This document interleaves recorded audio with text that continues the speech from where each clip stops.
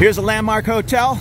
That's a favorite amongst visitors and expats for years and years and years, but it's not all that cheap. I saw Landmark listed 100 times in different YouTube videos and all, so my first time coming over here in a long time, I think it was 2013, 2014, something like that, I looked up the Landmark and it was closer to 200 bucks a night, 170, something like that. Again, you can probably do a lot better, but there are plenty of beautiful hotels. The Hyatt Place is one of my favorite, where oftentimes it's 50, 60 bucks with a beautiful, beautiful buffet.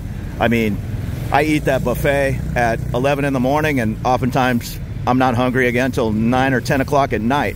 The Radisson Blu, there's just some really nice properties. The Holiday Inn Expresses, all these places are, it's not unusual to pay 60 bucks or less to stay at the Holiday Inn Express, and I'm not gonna personally pay close to 200 bucks to stay anywhere in Bangkok. And I'm in no big hurry at all, so I'm walking from Nana back to Phrom Phong. Might stop off for lunch somewhere along the way. This cab right here, cabs, especially here in Sukhumvit, they're really starting to play games with the old broken meter. Again, it's not that big a deal. It's annoying, and people that have lived over here a long time, they're more annoyed than I am with, you know, this guy just refused to turn on the meter. Myself, as annoying as it is, it's really not too big a deal. Now, maybe I'm helping support the problem, but most of these cabs, when they come pull up, you can see the meter's off. I just right away, if I used to live down in On Newt, and I know that taxi ride is, whatever, 140 baht. So 9 out of 10 times I just say, hey, 200 baht, let's get going. And at 1 in the morning when it's starting to rain, yeah, it costs me a little bit extra, but I get moving immediately rather than sitting there arguing with the next 5 cabs about turning the meter on to save $1.50. Just kind of expect cab issues in Bangkok. You can do Grab, you can do Bolt, and you're not going to have those problems. It's just oftentimes the cabs do Grab and Bolt at the same time. And I've said this in many videos, and people say, no, Grab and Bolt work perfect for me. You're totally wrong. But trust me, I've lived over here now, I don't know, going on a year and a half, and I've ordered hundreds of Grab and Bolts. And I'd say the cancellation rate, 25%. It's not 1%. So you'll wait 10 minutes, and then they got a better offer, or somebody offered them cash. So you're going to save money, but oftentimes you're going to wait 15 minutes to get a car. If it's sprinkling and it's late at night, yeah, I'll just pay the extra. Personally, I'll just pay the extra $1.50 to get moving and help the guy out with his broken meter problem. And in making my video, when I moved over to Phrom Phong, I ended up in a 19,000 baht place. And different guys were saying, oh, you can get 8,000 baht places in Phrom Phong all day long. Well, no, you really can't. Things are going up. And if you think everything is just super, super cheap over here in Bangkok and it's going to stay that way, well, here's an example of condos that go to 100 million Thai baht. That is, I believe, $3.5 million US dollars. So you can pay anything you want to pay in any range you want to pay, but it's only going to go so low in Asoke, Nana, Phrom Phong, these areas right near the train. There's inflation over here in Bangkok just like there is anywhere in the world. And yeah, if you want to pay 8,000 baht for a nice condo right on the train, it's going to be 20 train stops down the line from Nana. Now, unless you want to stay in something which is probably the size of a college dormitory, maybe the restrooms even down the hall, or you might find an older Thai-style apartment with a wet bath, and there won't be a kitchen. There might be a little sink and a place to put a hot plate outside on a small balcony. Yeah, you might be able to find that for 8,000 or 10,000 baht right in the heart of the city. But regular, nicer style condos that I'd say 98% of most expats want to stay in, yeah, 8,000, 6,000 baht, those days are kind of long gone. This Soi 11 across the street, I recommend anybody visiting Bangkok. Yeah, if you don't want to deal with Soi Cowboy or Nana Plaza, go over here to Soi 11. It's just as exciting. It's just a lot less crazy. There's a little bit of bar girl action and all that kind of thing, but it's more expat. And not only expat, that's where all my Thai friends hang out. Everybody goes to Soi 11. It's nightclubs from every level. Fancy, expensive bottle service and dress codes, right down to just kind of relaxed places. Soi 11. And right across the street from 11 is Soi 8. Soi 8's another fun street. Plenty of little small bars to hang out, and there's live music in the evenings. Great little street, Soi 8. I'd hate to try to negotiate a big dump truck or whatever that is in this Bangkok traffic, but as chaotic as the traffic is, people are, how do I put it? They're considerate of one another. I mean, people will tap the brakes on to let this truck through. Not so much with ambulances. When there's an ambulance coming up the street, well, I think he's trying to make his point. When there's an ambulance coming up the street, people don't get out of the way of that ambulance. Maybe because there's no place for them to go. I don't know what's going on with that truck. He's kind of rolling backwards, and the car behind him is maybe 6 inches from his bumper. And I forget what this little place is called right here, but they just roll that door open, and I think they have 3 seats at a little bar. So there's really cool little places all around Bangkok like that to just come hang out, grab a beer, sit there and people watch. Right next door is the Today at Soi 8 bar. And here's Buddy's bar, kind of at the top of Soi 8. 95 baht for bottles of beer. That's a good deal for Bangkok. I like Buddy's. I like the location on Soi 22. There's one on Soi 20, one in On Nut, one in Silom, and I'm sure there's some other locations, but it's a good little place, good food, and a good place to go and hang out, watch a game. Across the street from Soi 8, this is the Soi 13 area, and that's the Hyatt Regency. You're not going to find cheap rooms at the Hyatt Regency, but if you absolutely demand to be in a Western hotel, that's a beautiful, beautiful place. But I would strongly encourage you to look at the Hyatt Place up on Soi 24 in the Prampong area. Beautiful, beautiful hotel. And if you're a miles and points person, that hotel, I haven't stayed in there in years, was a category 1, which is the lowest, and you could oftentimes get a room in there for between 3,000 and 5,000 Hyatt points a night.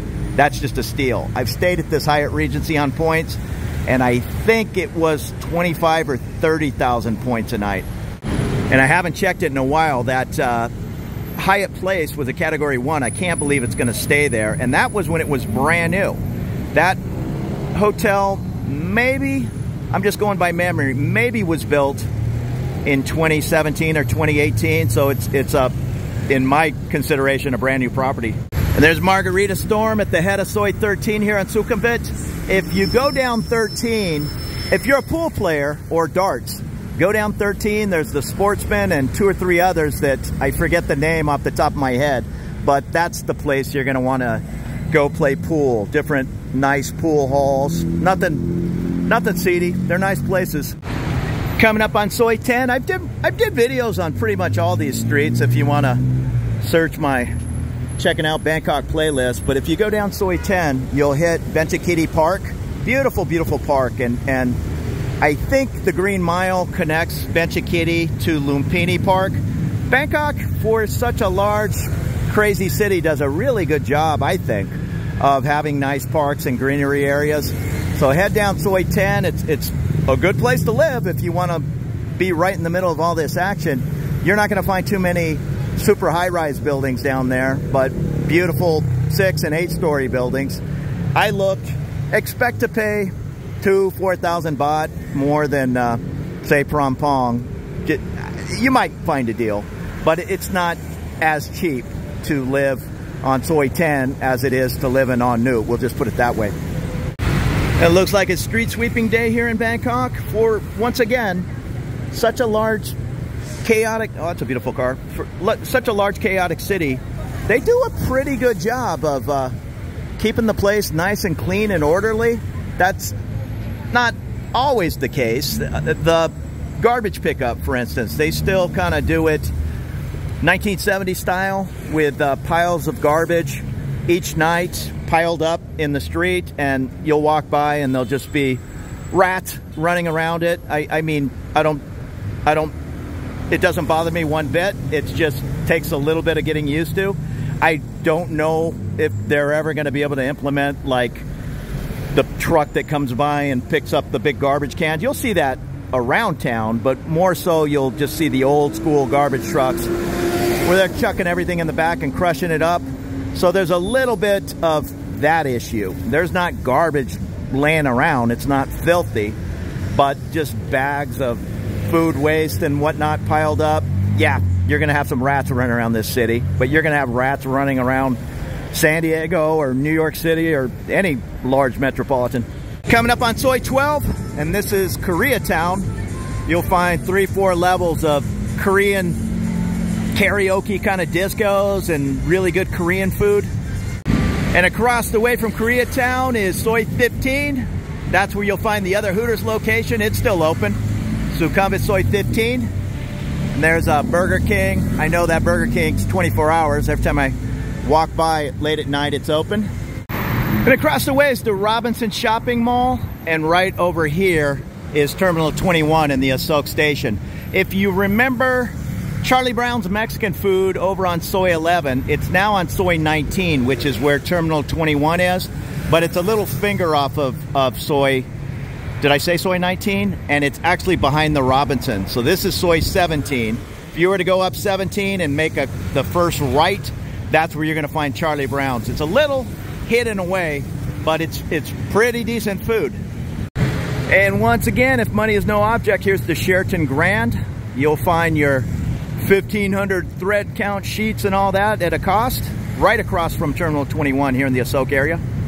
And across the street from Sheraton is kind of tucked away over here is the Westin, another beautiful property. Well, there's the sign for the Westin Grand. And attached to Terminal 21 is an El Gaucho Argentinian steakhouse. I've seen another location on Soi 11, and I believe I've seen one in Pattaya, so maybe it's a chain of them around Thailand.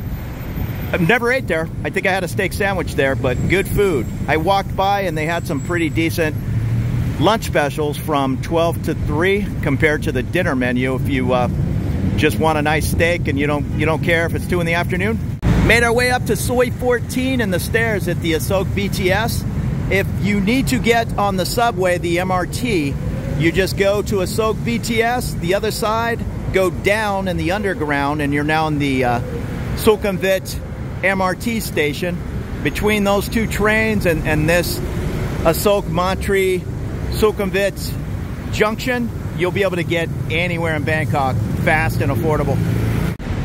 And if it's not too hot outside, right here on 14 is one of my favorite little lunch spots. In fact, I might even get a bite to eat. It's hot, but it's not raining or anything. It's good quality food at about the same cost as a food court. And I like this Soi 14. When I made my move from Mon Nut to Phrom Phong, I looked at 2 lower buildings. They're 6-story buildings. It was about what I'm paying now. I'm paying 19,000 baht now. I think one down here was 18 and another one was 21. They were both smaller though. They were both 35 square meter, but you can't get any more central than this location. Well, you know what? I take it back. It's starting to sprinkle. And when it starts to sprinkle here in Bangkok, it might be pouring down in 15 minutes. So I think I'll head for shelter. You know what? I changed my mind. It's not raining that bad, and there's a little bit of shelter here. If I gotta make a run for the BTS when I'm done, who cares? So most items are fairly reasonable here. Let's see, 90 baht, 110. Yeah, I'm gonna get me some Thai food. And there's the sign, SUDA, Suda restaurant, but that's the Asoke BTS steps. So you're not even 50 feet from the stairs. Ordered me up some noodle soup with chicken, and I think it was 60 baht. No complaints there, and I've ate here I don't know how many times, at least 10. It's really, really good, affordable. And I don't mind sitting outside sometimes. The air conditioning and all is nice, but it sometimes gets a little weird just going from the ice cold back out to the hot. So sitting here, little breeze going, even though it's hot, it actually feels nice to me. So maybe I'm just getting used to the weather from being spoiled with California weather my whole life. So I appreciate you following along my little walks around Bangkok, and consider subscribing if it's something you'd like to see more of. I'll be out exploring the city. I'm no expert on the place, but I'm learning as I go. So have a great afternoon, and thank you again.